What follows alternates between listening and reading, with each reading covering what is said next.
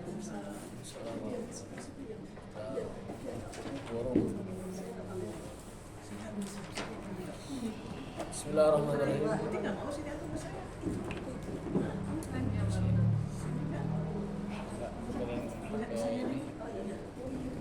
Pakai meja, ada yang pakai meja.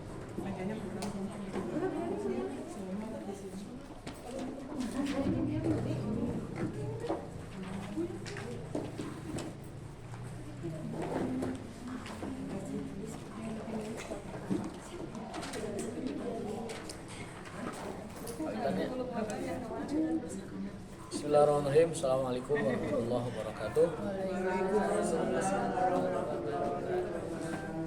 Innalhamdulillah wassalatu wassalamu ala rasulillah wa ala alihi wa ashabihi wa man walah wa ba'du. Ibu sekalian, selamat berjumpa kembali dalam gelombang dan channel yang sama. Hari ini kita akan membahas tentang masih bab wudu ya. Bahkan hadis pertama ini.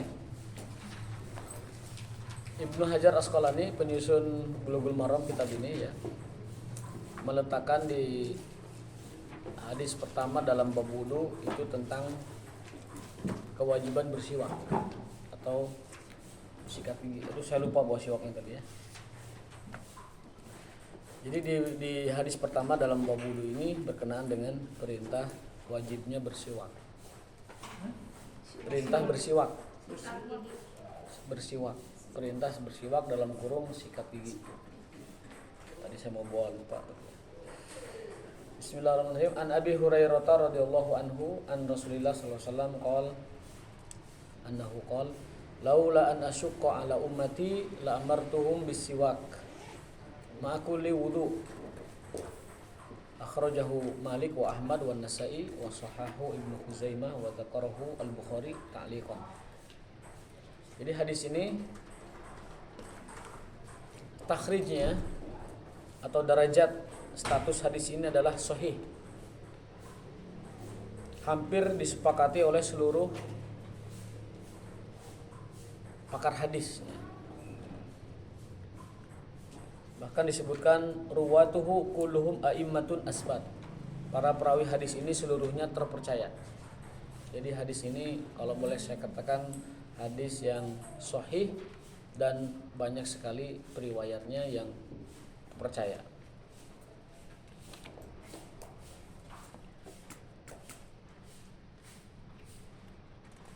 Maksud dari hadis ini adalah bahwasanya Rasulullah SAW bersabda, laula, andaikan tidak, an asyukko, aku merepotkan, menyusahkan umatku, ala ummati, la amartuhum bisiwak, niscaya aku akan perintahkan mereka untuk bersiwak,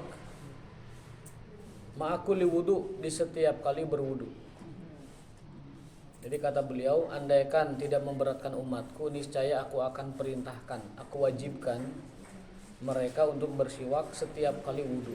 Dalam riwayat lain, ma'akul lisholah, setiap kali mau sholat.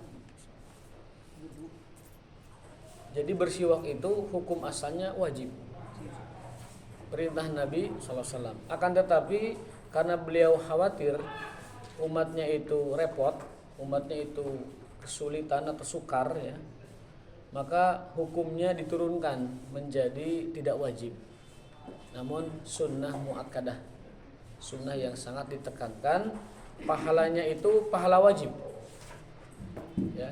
Sunnah muakkadah itu pahalanya pahala wajib, tapi pelaksanaannya sunnah muakkad. Maksudnya apa? Maksudnya tidak berdosa jika tertinggal. Arti dari sunnah muakkadah itu pahalanya wajib, tapi kalau tidak terlaksana ya, pahalanya setara wajib, tapi kalau tidak terlaksana dia tidak berdosa. Beda dengan wajib. Wajib itu pahalanya pahala wajib, kalau terlewatkan atau tidak terlaksana dosa hukumnya. Nah, kalau sunnah muakkadah itu pahalanya setara wajib, tapi kalau tertinggal tidak kena dosa. Siwak termasuk yang kategori ini. Jadi siwak itu pahalanya pahala wajib, standar wajib, tapi pelaksanaannya tidak wajib. Bisa dipahami Bu ya? Pahalanya setara wajib, tetapi pelaksanaannya tidak wajib.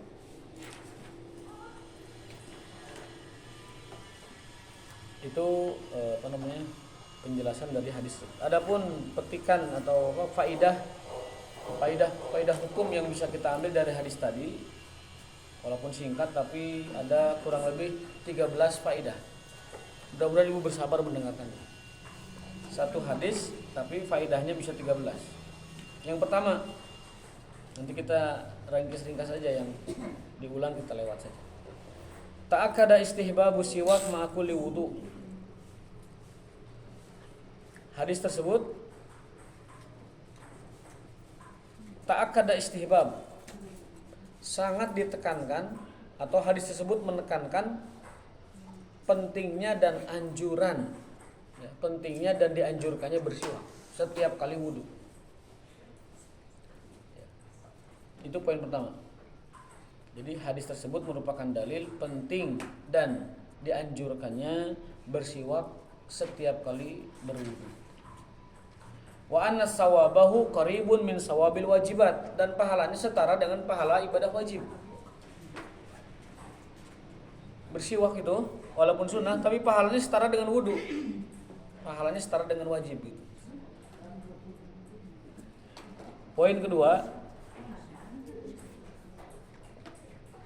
jadi yang ingin saya tekankan itu jangan remehkan sunnah-sunnah muakkad. Karena sunnah-sunnah muakkad itu pahalanya setara wajib, hanya saja pelaksanaannya menjadi tidak wajib karena sunnah, ya, diturunkan menjadi sunnah. Namun pahalanya pahala wajib. Apa saja sunnah muakkadah, Ibu?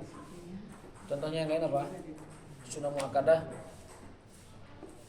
yang asalnya itu wajib tapi turun jadi sunnah, namun pahalanya masih pahala wajib. Witir itu pahalanya pahala wajib atau sekurang-kurangnya mendekati wajib, tetapi pelaksanaannya menjadi sunnah. Kemudian apa lagi selain witir? Tahajud, pahalanya pahala wajib meskipun pelaksanaannya statusnya sunnah. Mandi di hari Jumat itu pahalanya pahala wajib.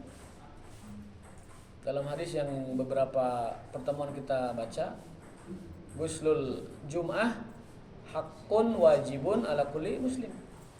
Mandi Jumat itu hak dan kewajiban seorang muslim. Tapi karena Nabi melihat ada kesulitan kalau itu diwajibkan, akhirnya beliau menurunkannya menjadi sunnah muakkadah untuk laki-laki. Namun pahalanya pahala wajib. Jadi sunnah muakkadah itu pahalanya wajib meskipun ibadahnya diturunkan menjadi sunnah. Salat tarawih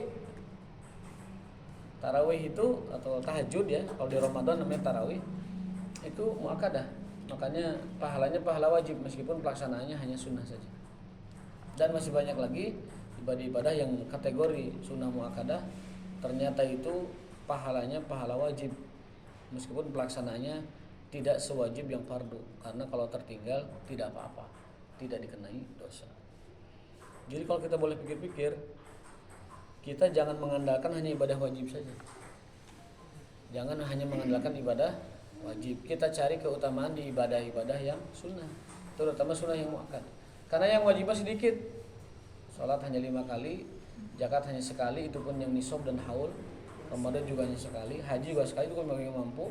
Yang paling banyak kesempatan kita beramal soleh yang banyak itu ibadah-ibadah sunnah. Dan sunnah yang paling utama adalah sunnah muakkad. Bahkan di sini sebutkan sunnah muakkad itu sawabul wajibat, pahalanya pahala wajib meskipun pelaksanaannya adalah sunnah saja. Faedah kedua, anna siwak indal wudu wa inda ghairihi minal ibadat laisa biwajib.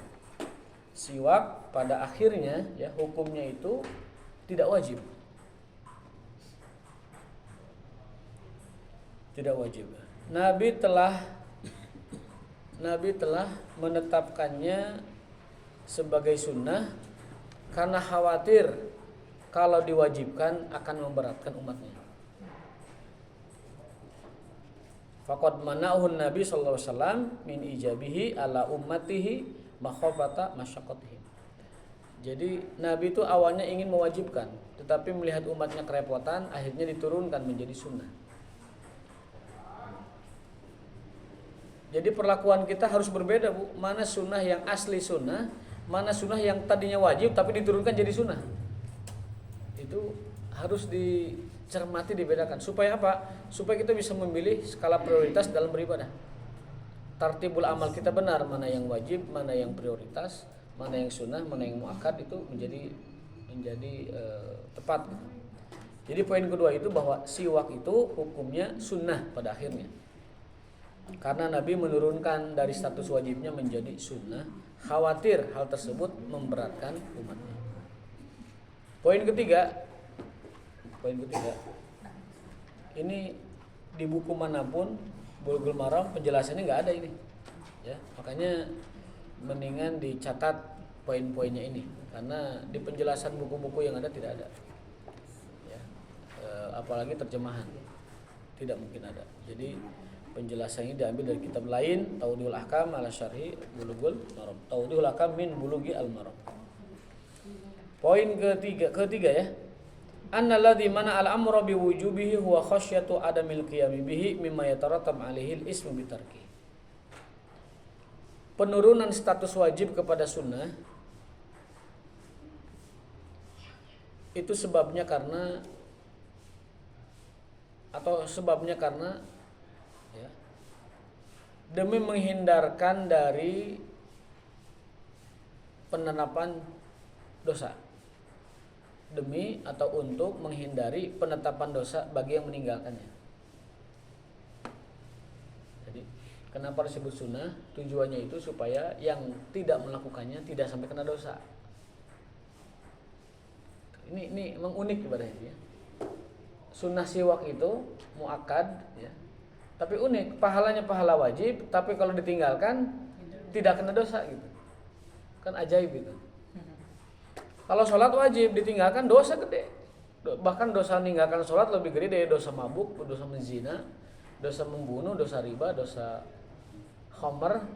Semua dosa jika dikumpulkan, bahkan dosa besar, jika dibanding dengan meninggalkan sholat, dosanya lebih besar meninggalkan sholat. Dosa-dosa yang lain, bahkan kalau diagregat semua dosa, kecuali syirik, ya, itu tidak akan mengalahkan dosa besar meninggalkan sholat. Maka selumpuh, sehancur apapun kita, sholat jangan ditinggalkan, karena dosanya lebih gede dari dosa yang lain. Bahkan sebagian ulama mewajibkan, saking gedenya kewajiban sholat, orang-orang yang dulu tidak sholat karena belum hijrah alasannya, itu sebagian ulama ada yang mewajibkan qadha. Berdasarkan hadis Nabi alaihi salatu wasallam, man taraka sholatan aw nasiyaha falyusalliha idza dzakaraha. Barang siapa yang meninggalkan sholat atau melupakannya, hendaklah ia sholat saat ingat. Wala kafarata laha illa dzalik. Tidak ada penggantinya kecuali qadha sholat itu. Jadi kalau ibu dulu usia balik 15 tahun, lalu taubatnya, babalik pikirna, cagerna, sehatna usia 40 tahun, maka 15 tahun ibu tidak sholat, diqadha. Caranya setiap kali ibadah sholat lagi. Atau kalau itu malu, nanti aja malam-malam sendiri qadhanya. Bisa disangka, oh ibu rajin pisan, sholatnya berkali-kali padahal kunci qadha. Itu yang dianut oleh madhab Syafi'i dalam kitabnya Wahbah Zuhaili Fiqhul Islam wa Adillatuhu. Ini juga yang dianut oleh Ustadz Abdul Somad kalau di Indonesia. Jadi kewajiban mengqadha atas sholat-sholat yang telah berlalu. Ya. Kalau Ustadz. Beliau tidak berkomentar masalah ini. Kalau Ustadz Somad dia terang-terangan bahwa ini mengqadha.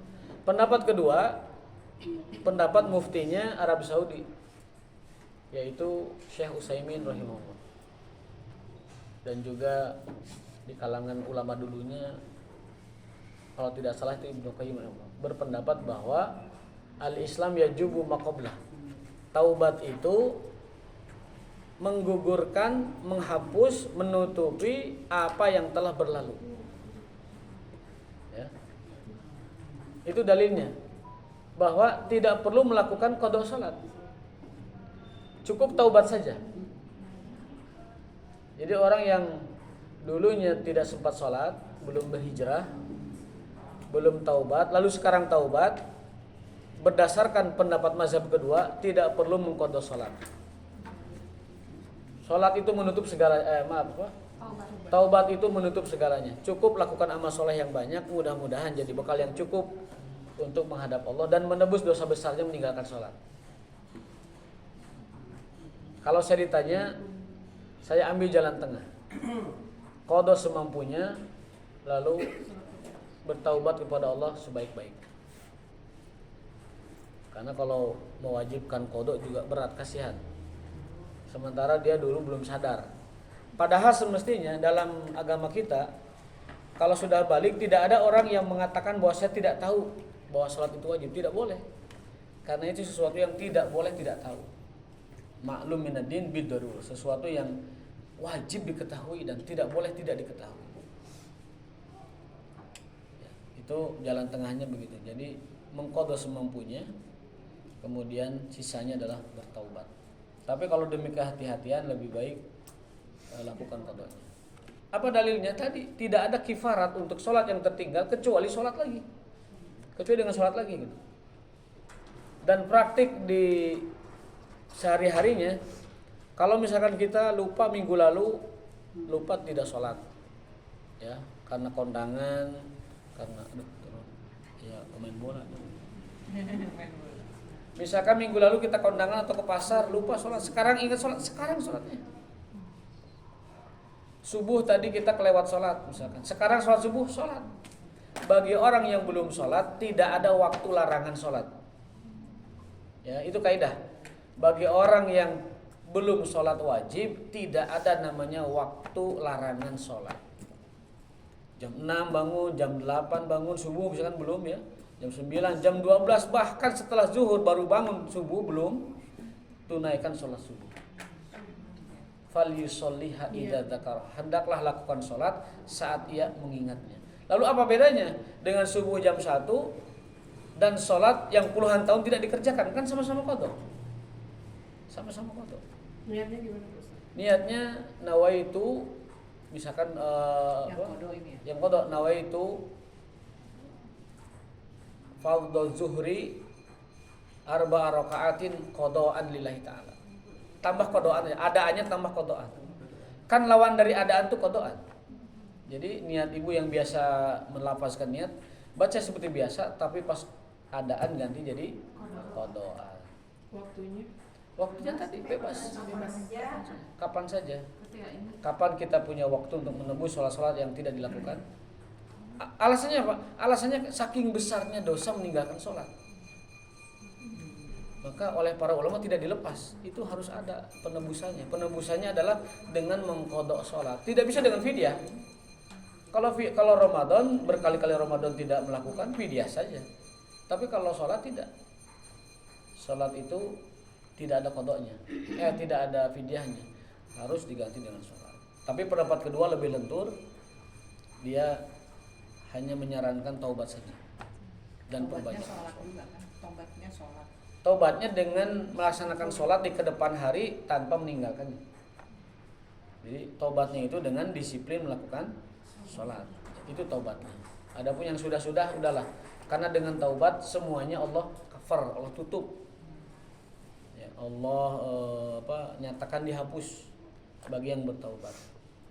Tapi saya pribadi jujur saja, terselip dalam hati keraguan. Kalau tidak mengqadanya, khawatir itu jadi masalah.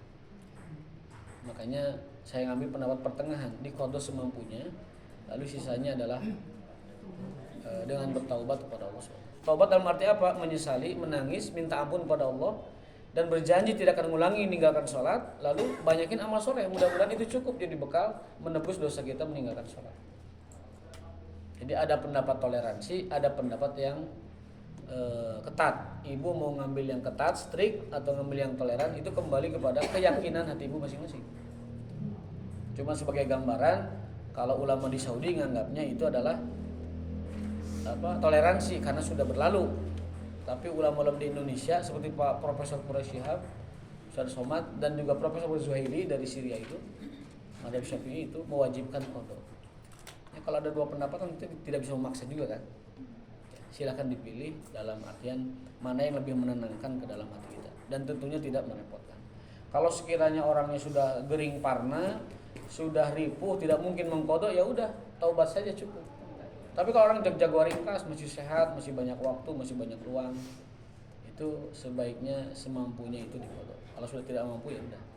Mudah-mudahan tidak mampuannya adalah alasan dia di hadapan Allah, punya hujah, punya alasan untuk tidak mengqada. Nah, itu poin ketiga. Poin keempat, hadal hadis syarif min adillatil qaidatil kubra al masyaqqatu tajlibu taisir wa khasyatul masyaqqah sababu adami fardiyatihi. Hadis tersebut menjadi dalil ya bagi kaidah yang mengatakan kesulitan itu membawa kepada kemudahan. Jadi kalau ada hukum yang sulit dilaksanakan, maka lakukan yang paling mudah yang bisa kita kerjakan. Hadis tersebut menjadi dalil adanya kaidah dalam beribadah, yaitu al-masyaqqah, kesulitan, tajlibu, membawa kepada kemudahan.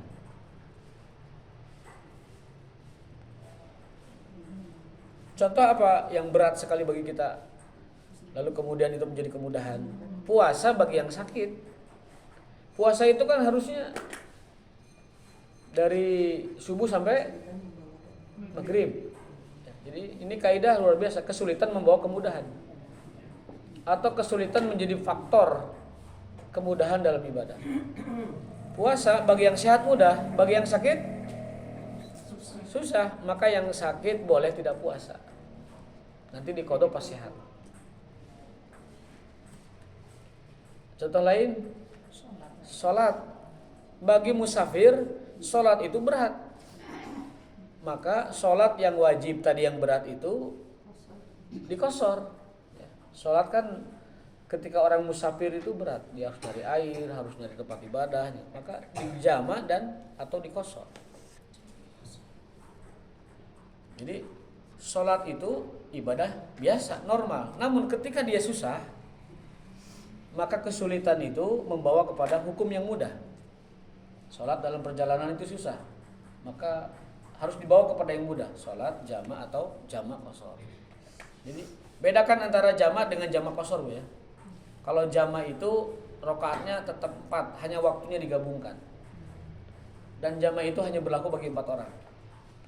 Yaitu orang yang punya hajat, orang yang sakit, orang yang ada gangguan tertentu baik hujan ataupun keamanan, dan yang kelima adalah orang yang dalam perjalanan. Itu orang yang boleh menjama'. 2 waktu digabung dalam 1 waktu. Adapun qashar itu satu-satunya orang yang berhak melakukan qashar hanya satu, apa? Musafir. Jadi selain musafir tidak boleh qashar. Selain musafir tidak boleh qashar. Bolehnya jama'. Kalau saya di sini pergi ke Cileunyi macet berat, itu saya hanya boleh jama', tidak boleh qashar. Kalau saya maghrib sakit, waliyazubillah, saya hanya boleh menjama', isyanya ditarik ke depan atau maghribnya ditarik ke akhir, ke isya. Itu jama'. Kalau qashar itu hanya boleh untuk musafir, yaitu meringkas sholat 4 rakaat jadi 2 rakaat. Meskipun ada pendapat nyeleneh, maghrib pun bisa jadi 2 katanya. Bukan 1,5 tapi 2. Tapi itu pendapat nyeleneh yang dalam fikih tidak dianggap, hanya ada saja. Ada tapi tidak dianggap. Orang yang punya hajat itu. Punya hajat tuh ibu misalkan resepsi, ngadakan pernikahan. Udah dandan jam 9, udah cantik, udah segala rupa lah pokoknya. Menerima tamu kan. Bablas sampai asar, kalau salin dulu kan repot lagi. ganti baju, ganti make up, ganti apa segala rupa. Nah, dah jam niat saya zuhur jamaknya ke asar. Makanya itu sholatnya cukup di asar. Begitu. Tetapi untuk yang hajat ulama ngasih catatan dalam kitab Kifatul Akhyar, untuk yang alasan hajat boleh, tapi jangan jadi kebiasaan. Kalau sakit, keamanan, hujan, faktor keamanan atau hujan atau perjalanan itu permanen berlakunya. Permanen artinya selama dia musafir, kapanpun dimanapun, dia tetap dapat jatah itu jamak. Ya hujan juga sama, selama dia mengalami hujan dia dapat rukhsah permanen, silakan jamak walaupun itu dalam waktu lama. Tapi untuk yang hajat itu contohnya rapat penting, resepsi pernikahan, apalagi Ibu, belanja ke pusat perbelanjaan yang sulit mencari tempat ibadah, itu boleh jamak. Bahkan Nabi pernah menjamak dua sholat itu tanpa alasan yang spesifik. Bila matorin walas safarin, tanpa ada takut, tanpa ada safar. Jamak ya bukan qasar. Jamak bukan qasar. Itu boleh. Kalau dalam perjalanan itu katanya di jamak itu kalau jaraknya 80 itu qasar. Oh itu kosong. Dan jarak 80 itu adalah qasar. Dalam ayat fala junaha alaikum an taksuru minas shalah. Jadi orang-orang yang bepergian 80 km dalam fikih Syafi'i dibolehkan. Fala junaha itu tidak disalahkan atau tidaklah mengapa an taksuru melakukan qasar minas shalah dari sholatnya tersebut. Jadi jarak itu syarat atau yang menjadikan orang boleh mengqasar. Tapi kalau jamak, asal ada hajat, asal ada sakit, asal di perjalanan, atau ada kondisi yang takut, khawatir kalau keluar rumah, atau khawatir meninggalkan rumah, atau hujan gede tadi, itu boleh jamak tanpa qasar. Namun ada hadis yang perlu saya sampaikan, tapi ini jangan jadi amalan. Ya. Rasul itu pernah menjamak bahkan tanpa alasan. Maksudnya tidak sedang hujan, tidak sedang bepergian, tapi beliau jamak. Ini yang masih jadi perbincangan banyak orang. Tetapi itu hadisnya ada dan sahih. Dalam hadisul ahkam dijelaskan hal seperti itu. Yang penting jangan nolak hadisnya. Kalaupun tidak diamalkan tidak apa-apa. Tapi memang hadisnya ada. Seperti ibu menolak poligami, tapi jangan tolak hukumnya. Maaf saya emang gak bisa. Ya gak apa-apa. Nabi sendiri mengatakan apa? Saya keberatan kalau Fatimah putri saya dimadu. Saya tidak rela Fatimah dimadu. Dan orang yang memadu Fatimah telah menyakiti saya. Kan gitu. Itu hadis itu ditujukan kepada Ali bin Abi Thalib, menantunya Nabi, suaminya Fatimah yang hendak menikahi, saya lupa nama sahabiatnya itu. Tetapi Nabi keberatan. Jadi Ali itu sudah punya rencana mau menikah lagi. Tapi Nabi mendengar berita itu dan beliau mengatakan bahwa barang siapa yang menyakiti Fatimah, maka dia telah menyakiti aku. Dan beliau tidak rela atau keberatan Fatimah di poligami oleh, maka Ali nggak jadi. Waduh, Kanjeng Rasul terus ngambek ya, terjadi. Tapi setelah Fatimah wafat, Ali poligami. Nah itu belum saya dapat informasinya. Saya belum dapat informasi apakah ketika wafat Fatimah Ali poligami ataukah Ali meninggal dulu dari Fatimah. Belum dapat belum mengkaji ulang sejarah. Jadi kalau ada keterangan dari Quran atau hadis, jika itu sahih, kewajiban kita menerima. Tapi kalau tidak bisa mempraktekannya, lain soal. Misalkan tadi yang paling mudah itu seperti itu. Seperti ini juga nih, dalil bersiwak tiap sholat, kan hadisnya ada. Jangan tolak hadisnya. Bilang aja saya nggak mampu. Udah beres urusan. Atau kemakruhan sebagai keharaman rokok misalkan. Jangan tolak aturannya, hukumnya. Iya, rokok itu haram atau makruh, tapi saya tidak bisa meninggalkannya. Gitu. Jangan sampai menghalalkan begitu. Sebut aja makruh atau maksimalnya haram. Muhammadiyah mengharamkan ya. Persis NU memakruhkan. Taruhlah makruh. sebutkan makruh. Tapi bilang bahwa saya belum bisa meninggalkannya. Jadi beda antara menolak hukum dengan dirinya yang tidak mampu. Ya. Nabi pernah disuguhi daging bayawak. Bayawak bu terang bayawak. Ketika sahabat datang membawa daging, apa kata Nabi? Kulu. Apa kulu itu? Kulu. Kulu. Kalian makanlah. Adapun saya tidak menyukainya. Tapi Nabi tidak mengharamkan bayawak. Jadi Nabi menghalalkan bayawak, bahkan menyuruh sahabat memakannya, tapi beliau menolak makan karena memang tidak selera dengan daging bayawak. Nah, itu saya kira sikap kita terhadap dalil itu begitu. Nah, Nabi sendiri dalam hadis jama'a baina sholataini bila khaufin wala matorin. Nabi SAW pernah menjama sholat tanpa hujan, tanpa juga safar. Artinya tanpa alasan. Jadi kasarnya mah kalau memang kita membutuhkan sedikit rukhsah dari hukum sholat, boleh mengambil jama'. Tapi tanpa qasar Bu ya. Tanpa qasar. Kalau ini Pak Ustadz, kalau misalnya kita mau berangkat habis duhur, mau pergi habis duhur, tapi kan sholat dulu. Nah, sholat duhurnya itu sekalian sama asar. Kalau habis duhur dianjurkannya jamaknya di zuhur. Takdim. Kalau sebelum zuhur dianjurkannya di takhir di asar. Jadi kalau ibu berangkat sebelum zuhur, nanti sholat zuhurnya di asar. Ya. Ya. Kan masih di rumah. Ya jangan niat jama, sholat biasa aja. Oh, jadi cuma duhur aja. Zuhur aja. Iya. Jadi saya baca dalam kitab Zadul Ma'ad, kalau kita berangkat sebelum zuhur, nanti aja sholatnya di asar.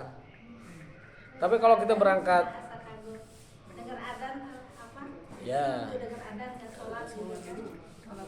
Ini aja Pak, kalau misalnya Ini kalau anjurannya. Kalau ke Jogja kan jalannya selalu jalan malam. Mm-hmm. Nah biasanya dari rumah tuh maghrib lah setelah maghrib. Nah, kan karena nggak mau sholat isya di jalan gitu. Di sekalian, Sekalian. Ya nggak apa-apa. dibatasi. Nggak apa-apa. Namanya juga rukhsah. Tapi kalau ikut apa? Kalau ikut anjuran, sempurnanya anjuran itu apabila berangkatnya sebelum waktu pertama, maka sholat pertama digeser ke sholat kedua, digabungkan. Jika berangkatnya di waktu pertama, setelah waktu pertama, maka itu sholatnya digabungkan di waktu awal. Paham ya? Kalau berangkat setelah zuhur, maka jamaknya di zuhur. Ya. Kalau sebelum zuhur, jamaknya nanti di asar. Paham ya? Itu cara menjamak sholat. Jadi walaupun berangkatnya nggak jauh. Iya. 80 km itu. Enggak. Berapa? Di Bandung aja. Oh, karena ada kebutuhan kan? Iya. Ya, kalau ada kebutuhan, kita membutuhkan toleransi sholat boleh. Misalkan ibu belanja ke Citiling, gitu ya. Tapi sholat Kemudian dulu sekalian. Kan di sana ada musola. ya bagi yang tidak tahu musola ini, atau bagi yang malas nyari musola gitu. Iya, biasa. Boleh Pak, Boleh, jamaknya di maghrib. Dia duhur tadi kan siang kan. Iya, ya. Tadi kan berangkatnya habis maghrib. Enggak, berangkatnya Saya yang duhur. Oh, berangkatnya juga habis zuhur, ya sholatnya di zuhur. Di duhur sama asar. Zuhur sama asar. Oh iya, Gitu. boleh Di ya. awal di sholat pertama. Tapi kalau berangkatnya sebelum sholat pertama, maka jamaknya di waktu ke dua di asar berarti di takhir. Patokannya itu Pak yang dipegang. Iya. Iya. Berangkat sebelum waktu. Berangkat sebelum waktu di sholat kedua. Berangkat setelah waktu di sholat pertama. Itu jamaah ya, bukan jamaah kosong. Jamak bukan qasar. Tapi kalau untuk yang hajat-hajat kayak gini nih, kata ulama jangan dibiasain. Yang dibiasain. Jangan jadi kebiasaan. Kalau yang hajat-hajat boleh lebih ini, sekali-kali boleh. Yang permanen boleh mah sakit, kemudian hujan udah gede, kemudian keamanan, ya. Dan musafir tentu, ya. Dan keamanan. Jadi kalau sekiranya di luar itu kondisi tidak aman segala macam, udah sholatnya digabung, karena demi menjaga jiwa atau nyawa itu lebih utama daripada kita mengejar afdhaliyah dalam ibadah. Pak Ustadz, Ya. kalau musafir itu kan perjalanannya ditentukan nggak berapa lamanya gitu. Kan kayak gini, kayak ibu saya sekarang ada di Bogor gitu. Ya. Sebenarnya kan dia tinggalnya di Bandung. Nah, Nah, dia tuh katanya kalau selama di Bogor tuh boleh sih sholatnya di jamaah gitu. Jam. Iya benar gitu, saya juga standarnya kan di- mukim ya. Jadi orang tuh harus menentukan dia tuh mukimnya di mana. di Bandung. Kalau dia mukim di Bandung berarti ke Bogor adalah safar. Iya. Iya. Selama di Walaupun Bogor, sudah sebulan-bulan selama di gitu. Bogor dia boleh mendapatkan fasilitas jamaah qashar kan gitu. Iya, betul ya, boleh. Boleh. Nabi itu pernah dari Madinah safar ke Mekah 10 hari. 10 hari itu beliau tidak puasa Ramadan dan sholatnya jamaah qashar. Tapi kalau berbulan-bulan kan Tadi kan 10 hari. Berbulan-bulan sama. Sama aja, karena di kosor terus. Qashar terus. Status domisili. Pahalanya sama ya. Tetapi ada keterangan dalam fikih Syafi'i kalau di tempat safar kita, di tempat bertamu kita itu sudah nyaman dan tenang, maka kembali ke ibadah asal, yaitu sempurna. Seperti dia anak sendiri kan. Ya, Nah, ini itu anjuran dalam fikih Syafi'i. Tapi itu perluasan ya. Itu perluasan fikih, artinya pendapat ulama mengatakan kalau di negara kunjungan kita sudah aman, ya sudah sholat sempurna aja. Sholat sempurna. Maksud yang berbulan-bulan jamaah qashar begini, ada orang tugas di Kalimantan untuk memonitor industri atau pabrik tambang dan sawit. Yang 1 bulan itu kan mobile dia itu. 2 bulan itu mungkin berputar-putar itu memilih Kalimantan, hutannya, rawa segala macam. Nah, orang model kayak gini kan kalau disuruh sholat sempurna keberatan.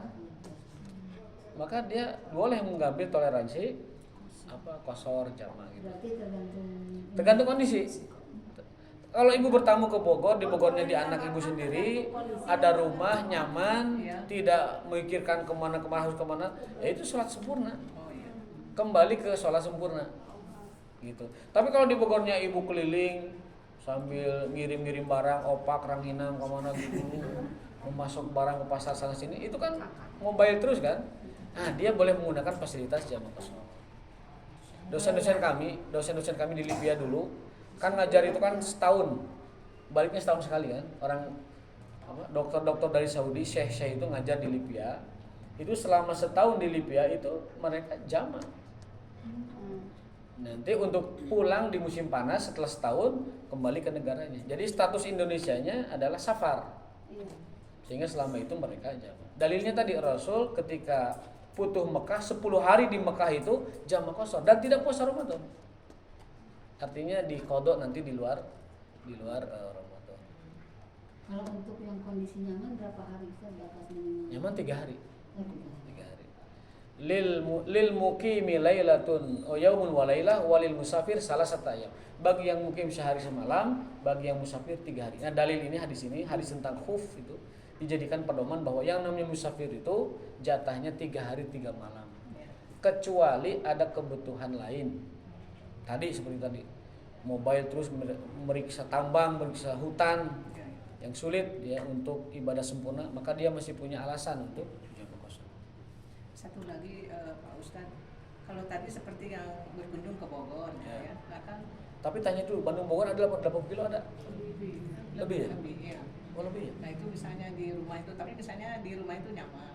Tapi ada pendapat kalau kita sedang seperti itu menggunakan fasilitas Jamaah qashar itu kan baik. Tapi kalau kita nggak menggunakan, tapi katanya ada yang bilang kalau sudah memberi fasilitas kenapa nggak dimanfaatkan? Ya, Katanya memang, gitu. memang ada hadisnya. Allah itu menyukai jika rukhsahnya itu dipakai. Innallaha yuhibbu an tu'khadha rukhsahu kama tu'khad azaimu. Allah itu menyukai kalau rukhsahnya, fasilitasnya itu dipakai. Berarti sebaiknya Berarti kalau yang bepergian selama 3 hari mah itu harus dipakai ya Ustaz, lebih Bukan harus, sebaiknya. sebaiknya. Sebaiknya. Lagi pula Bu, hukum asal sholat itu 2 rakaat semuanya. Lihat hadis Aisyah ketika menerangkan Isra Mi'raj. Sholat itu asalnya semuanya 2 rakaat. Subuh 2 rakaat, lohor, asar, maghrib, asalnya 2 rakaat. Seperti sholat-sholat umat terdahulu. Zaman Nabi Isa, Ibrahim, Musa alaihissalam itu 2 semuanya, itu 2 semua itu. Tetapi zida ditambahkan untuk sholat maghrib, lohor dan asar, dan subuh dia adalah tetap dalam keasliannya. Itu ada hadisnya itu. Sholat itu asalnya 2 rakaat semua, akan tetapi untuk maghrib asar, lohor dan isya itu ditambahkan dan menjadi syariat, akhirnya menjadi wajib kan. Tapi hukum asal pertama kali disyariatkannya sholat itu semuanya 2 rakaat. Namun ditambahkan pada sholat tertentu dan ditetapkan sholat 2 rakaat pada sholat subuh. Artinya apa? Ketika kita mengqashar sholat 2 rakaat itu sebenarnya kita sedang melaksanakan sholat aslinya. Artinya apa? Artinya jangan merasa tidak afdol. Ketika ibu jamak qashar, jangan merasa jamak qashar itu di bawah sholat sempurna. Aduh, enggak. Asa gimana gitu jamak qashar, asa gimana gitu. Jangan. Itu adalah syariat dan justru itu adalah awal mula sholat diwajibkan. Jadi jangan ragu. Kalau memang ibu ngambil jamak qashar, tidak usah ragu kepada merasa di bawah sholat pada lazimnya gitu. Itu sama hukum. Sama hukum. Lalu yang ketiga, ini masih jamak qashar penutup ya. Kalau orang sudah jamak kemudian berkesempatan untuk sholat lagi, boleh. Dan itu menjadi sedekah sholat. Boleh. Misalkan di zaman Nabi itu ada orang, kalau tidak salah maghrib ya, pemuda itu isya masih di masjid, azan, sholat, tapi nggak sholat. Selepas beribadah Nabi bertanya, wahai anak muda, kenapa kamu tidak ikut sholat kami? Kenapa anda tidak sholat bersama kami? Jawabannya apa? Saya sudah menjamah ya Rasul, mau safar. Kata Rasul apa? Alangkah baiknya kamu sholat ikut kami sebagai sodaqotun laka, jadi sodaqah buat kamu. Jadi ibu di jalan sudah jamak nih, datang ke rumah baru adzan, rumahnya dekat dengan masjid, ikut berjamaah bapaknya misalnya, itu tidak apa-apa. Sodaqah sholat. Riwayat kedua, ada sahabat Nabi sholat di Mekah bersama Nabi, makmum pulang ke desanya. Di desa belum pada sholat para petani itu, sholat isya. Dia jadi imamnya. Maka sholatnya bersama Nabi itu sholat wajib, fardu, isya. Sholatnya bersama kaumnya sholat sunnah. Gitu. Ini juga dalil bahwa imam sunnah bisa diikuti oleh makmum yang wajib. Pun sebaliknya, imam wajib boleh diikuti oleh imam yang sunnah. Dalilnya hadis tadi. Ada sahabat sholat bersama Nabi wajib, lalu ngimamin tempat lain, sholatnya adalah sunnah. Itu dalam jamak. Jadi kalau kita sudah jamak, kemudian ada waktu dan sholat lagi, tidak apa-apa. Itu menjadi sedekah bagi orang yang melakukannya. Itu poin keberapa itu ya? Satu lagi Pak Ustaz. Iya. Kalau kita melaksanakan jamak dari sholat pertama ke sholat kedua, boleh ngobrol dulu. Kalau ada yang nanya gitu, bukan ngobrol, ada yang nanya, ini di jamak atau ya lah. Yang penting ngobrolnya jangan sampai bari ngaliwat aja, atau bari ngopi gitu. Kalau hanya sebentar, sepintas itu tidak apa-apa. Boleh nggak? Cuma nanya. Boleh itu. Ngobrol ringan juga boleh. Ngobrol ringan misalkan dari masjid, dia sudah sholat zuhur, saya mah mau jamaknya di rumah aja lah, asarnya tuh boleh. Pulang dulu ke rumah, di rumah baru sholat asar. Khawatir di masjid disangkanya kita ngulang Jumat. Saya pernah kejadian itu. Mau safar, habis Jumat itu saya sholat lagi. Itu ada yang nanya, Ustaz, zuhur lagi ya? Enggak, ini bukan zuhur, ini jamak takdim, saya mau safar. Kan ada tuh orang yang bukan curiga sih, mungkin penasaran ya. Kok ustadznya udah jadi khotib, mimpin sholat, lalu sholat lagi 4 rakaat, disangkanya itu zuhur gitu. Jadi kan jamaah gusar, jangan-jangan ini Jumat kita nggak sah. Kok imamnya malah zuhur lagi? Ya saya lihat ini adalah jamaah, karena saya mau safar jauh. Jadi akhirnya hari-hari berikutnya kalau saya niat jamaah takdim asar, itu sholat Jumatnya di masjid, lalu jamaknya setelah di rumah, supaya terjadi fitnah. Supaya tidak jadi fitnah, orang menyangka imamnya ngulang sholat. Nah itu demikian ya, makanya sholat wajib bergeser tempat untuk sholat sunnah itu yang diwajibkan atau diharuskan itu imam. Makmum nggak usah sebenarnya. Kita berjamaah nih, mau sholat sunnah kan geser. Itu sebenarnya hukum asalnya itu imam. Untuk imam aja. Supaya makmum tidak menyangka bahwa imamnya sholat 2 kali gitu. Makmum nggak usah. Oh gitu. Nggak apa-apa di tempat itu. Soalnya ada yang bilang itu kalau sunnah itu pindah aja karena itu setiap tempat biar menjadi Saksi sujud gitu kita. kan. Ya, tapi itu dalilnya terlalu umum. Oh gitu. Itu mah bukan hanya sholat, sujud sahwi, sujud syukur pun bisa. Oh gitu. Gitu. Bahkan sujud mutlak pun bisa. Ya. Memperbanyak sujud atau memperbanyak saksi ibadah kita itu dengan sujud mutlak atau sujud syukur di berbagai tempat juga bisa. Tidak mesti dengan sholat. Tapi hukum asal orang bergeser berpindah tempat itu asalnya itu imam, Oh iya. supaya makmum menyangka, oh imam kok sholat 2 kali, Oh iya iya. maka bergeser. Itu adalah sholat sunnah. Itu tidak jadi fitnah. Tapi kalau pun berpindah-pindah misalkan sholat di rumah, kadang di kamar ini di situ di sini boleh. Boleh, boleh. Tapi buat apa gitu? Kan saya bilang apalagi kalau kamarnya kosong katanya. Ya rumah itu kan umum ya. Setiap ruang gitu Pak. Setiap ruang disolatin Lagi begitu. sholat. Ya boleh, cuman apa namanya? Kan udah satu- Tidak ada perintahnya. Kalau sholat di satu kamar itu berarti mewakili satu rumah. Mau ke satu rumah. Mewakili satu rumah. Memang kita tuh tidak boleh membiarkan kamar kosong, Pak. Dalam hadis, kalau ada rumah terdapat kamar kosong, fahuwa lisyaiton. Itu kita seolah-olah menyediakan kamar untuk setan. Jadi gimana? Ya nggak boleh ada kamar kosong, Bu. Kalau kosong gimana? Yang Ya pakai biasa perpustakaan itu aja. nggak ada, Pak. Diterangin aja ya. Bikin perpustakaan, bikin musola, tempat ibadah sunnah, bikin tempat untuk tilawah, untuk zikir, untuk bertahanus, tafakur, boleh. Tapi jangan biarkan kamar kosong. Dalam arti kata kamar kosong itu bukan berarti tidak dipakai, Pak. Iya. Yang biasa tidur di situnya lagi Keluar. Nah itu nggak apa-apa. Pokoknya kata Nabi, barang siapa yang bangun rumah lalu menyisakan kamar kosong, maka itu adalah lisyaiton. Coba lihat hadisnya. Google aja sekarang. Dicek di Google itu. Kosongnya tuh kosong 24 jam terus-terusan kan kalau siang ada aktivitas malam aja kosong. Ya kosong tanpa pemilik gitu, tanpa penghuni di situ. Kalau yang adanya sedang kemana itu tidak masalah. Tapi ini benar kosong, dia bikin rumah, kemudian tidak diperuntukkan untuk siapa-siapa, ada aja kosong gitu. Itu ditempati oleh setan. Ada Bu rumah gede, memang kosong, bener kosong nggak ditempati. Kosong kalau yang tidak diperuntukkan untuk apa-apa. Hanya jadi ruangan tidak berfungsi gitu. Makanya kalau ada ruangan kosong, jadikanlah dia perpustakaan atau tempat bersunnah. Anak-anaknya kerja misalnya bisa jadi wali kota, tetangganya kan selalu Itu kan kamar anak yang kebetulan kosong kan, bukan kamar kosong kan. Iya, beda ya. Miliknya. Pengertiannya Ini mah ada orang bangun rumah atau beli rumah itu sengaja kosong. Maka tempat yang seperti itu kata Nabi SAW, dia telah menyiapkan tempat untuk setan di situ. iya kali-kali datang. Kalau sekali-kali datang ya bukan kamar kosong, itu ada pemiliknya. Cuman lagi nggak ada kan gitu. Iya, iya. Ya makanya itu katanya harus dipakai solar misalkan yang ini. Iya, Ya enggak? sekarang nggak usah. Ya bisa, nggak apa-apa. Ada sholat di mana aja kan bisa Bu. Sholat di mana aja kan bisa. Di situ disolatin juga boleh, tidak masalah. Tidak masalah ya. Sekarang kosong. Pakai sholat, pakai ngaji, kosong kan belakang sih.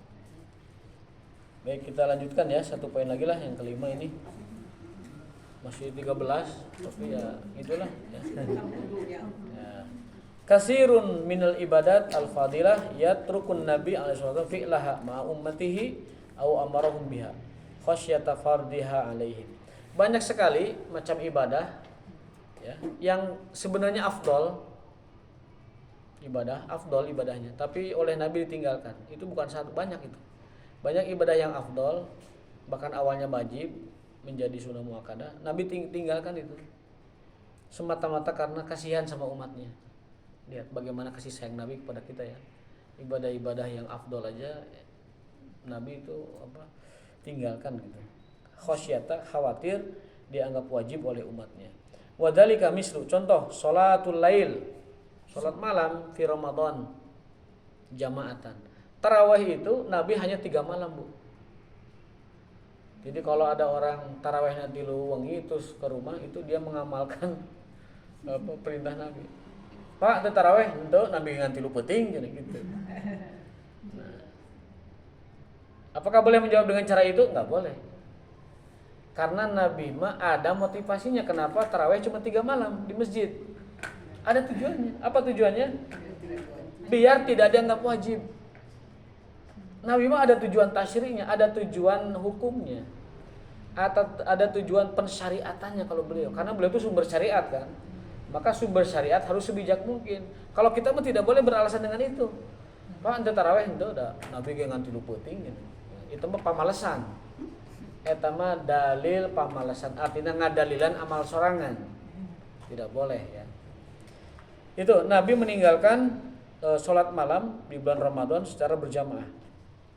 Yang kedua siwak yang kita bahas sekarang itu juga ibadahnya awalnya wajib namun diturunkan statusnya menjadi sunnah.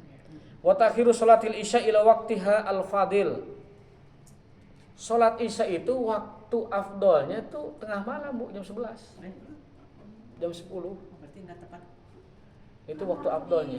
Maka Nabi itu sering lihat dalam Sahih Bukhari, banyak sekali hadis Nabi itu sholat dengan para sahabat itu jam 10. Ketika semua sudah gelap. Kalau nggak percaya cek aja itu di hadis Bukhari ya. Bahwa Nabi SAW seringkali para sahabat itu setelah maghrib itu pada tidur, keluarganya sudah pada tidur, pada tidur semuanya, mereka pada bangun jam 10, jam 11 untuk sholat isya berjamaah. Kunna nusolil isya wal ahlu, kita sholat isya dan keluarga kita sudah pada tibra gitu. Berarti waktu isya afdol itu jam berapa? Atamah itu jam berapa? Jam 10, 11. Sholatul isya itu disebut sholatul atamah. Atamah itu jam 10, 11. Jadi waktu sholat isya yang paling afdal adalah sholat isya jam 10 atau 11 menjelang malam. Tetapi Nabi khawatir umatnya tidak sanggup sholat jam segitu. Akhirnya apa? Ya udah sholat jam 7 atau setengah 8 gitu loh, dimajuin. Alasannya kalau ditetapkan isya seperti waktu afdalnya, maka itu memberatkan umat. Tapi kalau nanti kita punya komunitas, punya masyarakat, satu RW-nya adalah orang-orang yang mengerti agama, soleh dalam beragama, komunitas yang paham betul dengan agama, kita nanti berjamaahnya jam 10 itu boleh. Itulah waktu afdal sebenarnya. Seperti ada di Tasik itu kampung Harus tidur dulu nggak Pak? ya. Harus tidur dulu enggak? Ini pada tidur dulu tadi kan. Keluarga sudah tidur semua, mereka bangun dan sholat. Sholatnya tetap berjamaah, Bu. Sholatnya tetap berjamaah. Para sahabat itu jam 10 itu bukan sendiri-sendiri, sholat berjamaah, enggak apa-apa ya. Hanya saja melakukannya di waktu atamah. Jadi waktu yang paling afdal sholat isya itu jam 10 atau jam 11 sebelum tidur. Atau keluarga sudah tidur semua, sudah sepi dan mereka sholat. Tetapi hal itu Nabi melihat ada kesulitan buat umatnya. Makanya untuk kita-kita yang tidak sekuat mereka, udahlah cukup isyanya jam 7:30 saja. Jam 7 baik. Jam 7 saja. Bisa Kuningan tuh ya. Ketika bayangan lembayung maghrib sudah habis, masuk isya, sholat isya. Tapi kalau ditanya kapan sholat isya waktu paling afdal, maka hadis menunjukkan waktu isya paling afdal ya jam 11. Jam 10. Atau 10 jam 11. Nah, ini. Itu yang sholatnya tidur dulu apa? Tidur dulu boleh, tidak tidur juga boleh. Tidak masalah. Yang Berarti penting. kalau misalnya saya nunda-nunda sholat isya, Ya. mau ngambil afdolnya nanti aja gitu. Boleh. Boleh. Bu. Walaupun dipakai nonton TV. Ya sebaiknya jangan pakai nonton TV. Kalau nonton TV mending sholat duluan, bisa kebablasan kan begitu. Salah gitu. Kan harus menyegerakan kalau dengar adzan jangan menunda-nunda waktu sholat. Iya, ada waktu sholat isya kapan? Jam 7. Jam 7 itu kan waktu lazim. Waktu afdalnya kapan? 10-11. Jadi orang yang menunaikan isya jam 11 itu tidak mengakhirkan isya. Itulah waktunya sebenarnya. Tidak mengakhirkan. Orang yang isya jam 10 itu tidak melalaikan isya. Itulah waktu aslinya isya. Tapi karena itu khawatir memberatkan umatnya, persis seperti ini siwak ini. Karena aku khawatir umatku kesulitan, maka siwak aku gugurkan wajibnya jadi sunnah. Begitu juga isya. Isya itu waktu utamanya adalah jam 10, jam 11. Tapi itu khawatir memberatkan, udah jam 7:30 aja. Gitu. Maka kalau kita lihat sejarah Nabi, beliau itu dan para sahabat, isyanya jam 11, 10, coba lihat hadis-hadisnya. Kapan Nabi sholat isya, coba lihat di hadis-hadisnya. Itu rata-rata di malam hari. Berarti Ustaz kalau misalnya habis bepergian nih, Ya. kita datang Habis maghrib istirahat. habis isya nih, kita tidak cepat-cepat isya, istirahat dulu, mandi dulu, nggak apa-apa, jadi Nggak apa-apa. menuju waktu afdal, Nggak apa-apa. Bahkan dari maghrib istirahat sampai jam 11 tidak apa-apa. Waktu itu isya, itulah waktu isya terbaik sebenarnya. Tapi khawatir memberatkan. Ini poin ini yang penting nih. Khawatir memberatkan, Nabi menariknya ke waktu tadi. Jam 7 atau jam setengah 8 gitu. Jadi jangan dipahami ketika orang sholat isyanya di waktu malam itu melalaikan sholat. Bukan. karena waktu afdal. Karena itulah waktu afdolnya gitu. Sama seperti zuhur jam 12, subuh jam 5, asar jam 3, isya tuh jam segitu, jam 11 gitu Tapi aslinya. nggak boleh kelewat jam 12 gitu ya. Kalau kelewat dalam arti kata belum isya mah tidak apa-apa. Tapi kalau menyengaja melewatkan dari waktu itu, ya itu masuk kategori melalaikan sholat. Para ulama dahulu sholat isya itu malam dan berjamaah dengan murid-muridnya. Ya, di kalau bahasa orang di pesantren Abu Hanifah misalnya di tempat menuntut ilmunya Imam Abu Hanifah atau imam lain mazhab ya, itu sholatnya malam. Karena mereka tahu bahwa waktu isya itu jam segitu malam gitu. Berarti kalau misalnya di masjid ada kajian nih dari Boleh habis sampai jam maghrib 8. melewati isya itu nanti aja asal berjamaah. Asal berjamaah gitu. Asal berjamaah. Kami pun di Imarat dulu ketika ada jadwal malam itu isya tuh dengan para mahasiswa berjamaah ya malam jam 8. Ketika di masjid sudah tidak masalah. Karena memang asli waktu isya itu kan di akhir ya. Gimana tuh Pak, Ustadz yang ada Ustadz yang janganlah tidur sebelum sholat isya. Mesti kebablasan. Itu tidak ada riwayatnya. Selalu Nggak ada hadisnya. janganlah tidur sebelum sholat isya. Nggak ada hadisnya. Tapi kalau sebagai anjuran bisi kebablasan isya atau bisi khawatir misalkan apa bangun-bangun itu linglung atau susah tidur lagi itu lain masalah. Kalau sifatnya anjuran ya, tapi kalau itu hukum bukan. Artinya tidak ada larangan sama sekali tidur ba'da maghrib. Sebagaimana tidak ada hadis sahih tentang larangan tidur ba'da asar, nggak ada. Kalau memang ba'da asar perlu tidur ya tidur. Tapi kalau ba'da asar kalau tidur pusing ya jangan, kembali ke masing-masing. Tapi tidak ada, jangan membawa hadis Nabi padahal tidak ada hadisnya gitu. Nggak boleh tidur ba'da asar, kata Nabi nggak ada Nabi melarang tidur ba'da asar. Kalau memang capek tidur aja. Kalau nggak ada subuh baru ada larangannya. Kalau ba'da subuh ada, Nabi melihat Aisyah ngarengkol ba'da subuh. Aisyah itu istri beliau ngarengkol. Sama Nabi di gibasin itu kakinya. Hei Aisyah, bangun. Tuhanmu sedang membagikan rizki. Saksikanlah. Ya Aisyah qumi washhadi rizqa rabbiki. Wahai Aisyah bangunlah. Tuhanmu sedang membagi rizki itu. Ini waktu barokah. Jadi alasan subuh kenapa tidak boleh tidur karena khawatir kehilangan barokah. Bahkan kata Syekh Utsaimin, saya ngutip pendapat beliau, mufti Saudi beliau itu mengatakan orang yang tidur ba'da subuh kehilangan berkah hari itu. Orang yang habis subuh tidur maka dia kehilangan barokah itu. Tapi ada keharusan berarti dari waktu isya biasa jam 7 gitu sampai jam 10 atau jam 11 harus diisi dengan kegiatan-kegiatan. Bisa kegiatan keumatan, bisa kegiatan ilmu, belajar. Yang penting bukan kegiatan yang melalaikan. Sinetron, drakor. Kalau batas akhir sholat isya itu jam berapa? Akhir sholat jam 11 Jam 11 batas akhir. menjelang tengah malam. Jadi kalau Ramadan itu kan taraweh dulu. Iya. Dulu kan nggak enak ya biasanya kalau taraweh mesti isya dulu gitu. Sekarang kan apa berarti ya? Taraweh dulu. Kan isanya Enggak, kalau itu terikat syarat lain bahwa namanya sholat tahajud, sholat malam itu ba'da isya. Gitu. Kalau mau sholat isyanya jam 11, tarawehnya jam 11 lebih. Itu bukan mendahulukan taraweh, itu dia menggeser kaidah kalau gitu kan. Kaidahnya itu tahajud dilakukan setelah isya. Kalau isyanya memang melakukannya jam 10, maka tahajud tarawehnya jam Sudah Isya. Yang setelah itu 11, 12 gitu ya. Tidak taraweh dulu gitu. Nanti rancu hukumnya. Kalau itu pagi-pagi isanya berisya tapi kebangunnya jam 2 malam. Jadi belum isya, jadi isya dulu baru Boleh, isya dulu. Boleh. Disebut salah kalau tidak ada keperluannya. Disebut tidak salah kalau memang ada keperluan. Dia misalkan tugas satpam ya, atau jualan nasi goreng, jualan bakso sampai malam, itu kan biasanya isanya jam segitu. Karena meninggalkan pelanggan dia khawatir ada yang ngambil uangnya, ya saya sholat nanti sekalian sholat malam, tidak apa-apa. Itu tidak apa-apa. Jadi pembahasan ini semata-mata ingin menegaskan bahwa Nabi Muhammad SAW banyak sekali meninggalkan ibadah-ibadah afdol demi kasihan karena umatnya.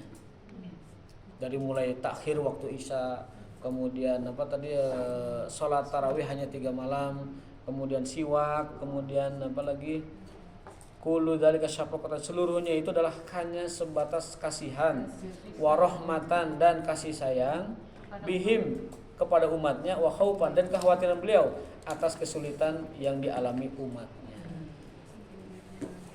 Berdasarkan firman Allah, azizun alaihi ma anitum harisun alaikum bil mu'minina raufun.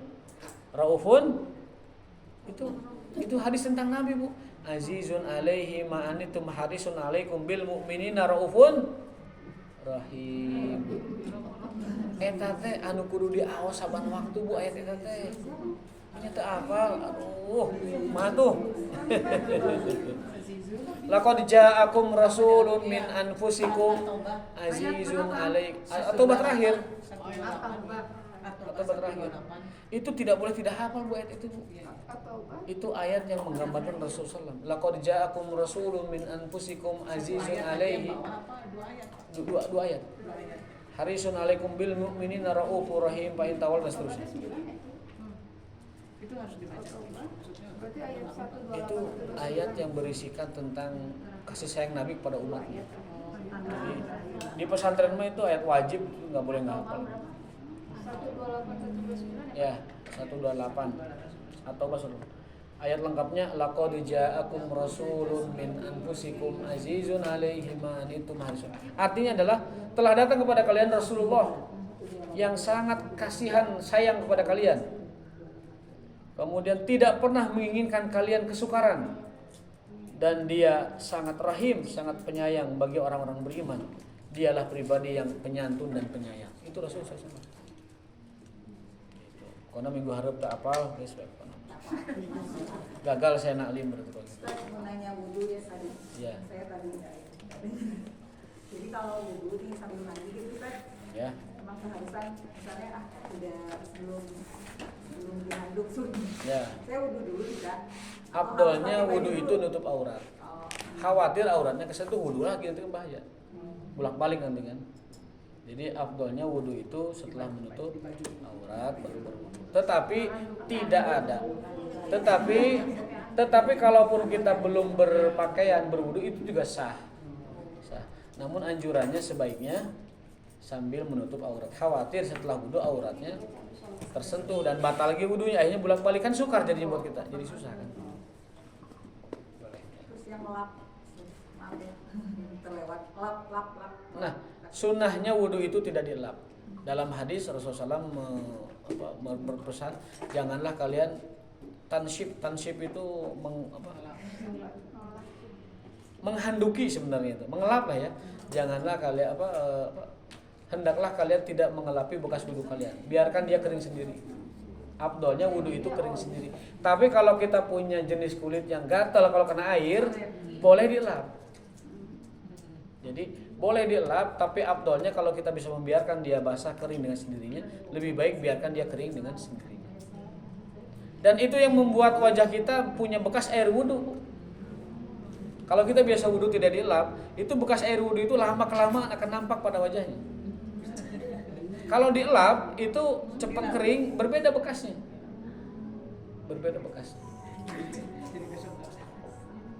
Bukan nggak usah dilap, Bu. Kalau kulitnya gatel apa getek kalau nggak ada air tuh ya dilap. Tapi kalau biasa-biasa saja itu biasa. Kalau cowok sih tidak dilap biasa. Dia mau sholat di masjid, sholat di tempat kerja, sholat di kampus, memang biasa tidak dilap cowok. Kalau ibu-ibu kebiasaan dilap. Ya betul. Ya, terpulang kepada masing-masing. Kalau bapak-bapak biasa nggak dilap.